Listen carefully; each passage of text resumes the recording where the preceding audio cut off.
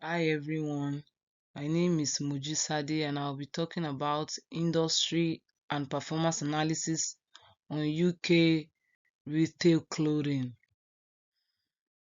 On this slide, the content is given with from the industry background through the references. These are the industry background. The fast fashion industry is encountering criticism. The model characterized by low cost and high volume of pressure from growing consumer and regulatory scrutiny regarding its environment. This is the slide for the company overview. We are looking at different countries, Primark, Nest, and so on, and the years covered is 2015 to 2024. And then this is slide for the business metric.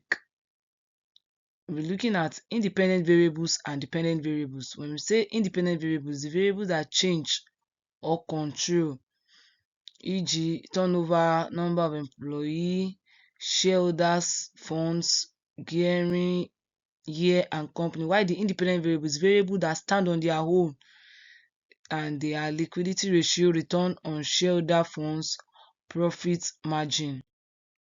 The next slide is visualization dashboard. On this visualization dashboard, we have the bar graph, pie chart, simple line graph, and multiple line graph. The next slide is visualization that shows intercompany performance, and bar graph is used for numerical categories.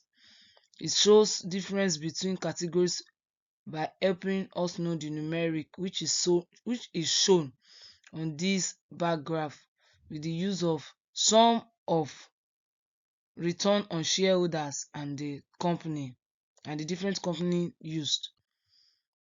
And then as we continue with the visualization of intercompany performance, pie chart is also used, and pie charts are effective for illustrating percentage, particularly when the disparities between segments are significant. And then the next slide is visualization trend over time. We have the simple line graph and the multiple line graph. Line graph is used for changes over time to know the trend of the company. This is the simple line graph.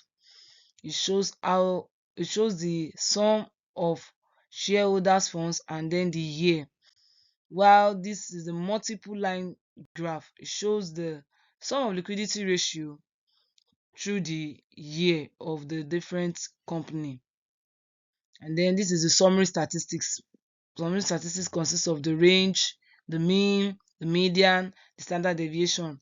The range is the difference between max and the minimum value, while the median is the average value across all data points, indicating the central tendency. And then we have the predictive analysis, which is correlation. Correlation is the direction which is positive.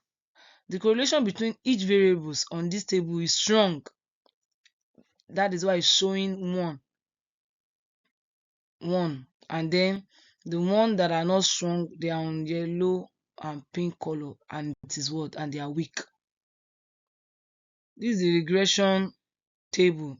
For the regression model, we're looking at the R square, coefficient, p value, and then the significance. Our R square is equals to 0.364, and then the significance is 0.00023, which is less than 0.5, and this makes the significant weak, and then shows that our data is based on luck or chance. And then we have our y. Our y is representing profits here, while the x1 is liquidity ratio and the s2 is number of employee. This is the conclusion. To prove the regression quality result, there are different ways to do so, either to increase the size of the data or data processing in depth. And then the last slide is my reference, and the reference is gotten from IBF's word. Thank you.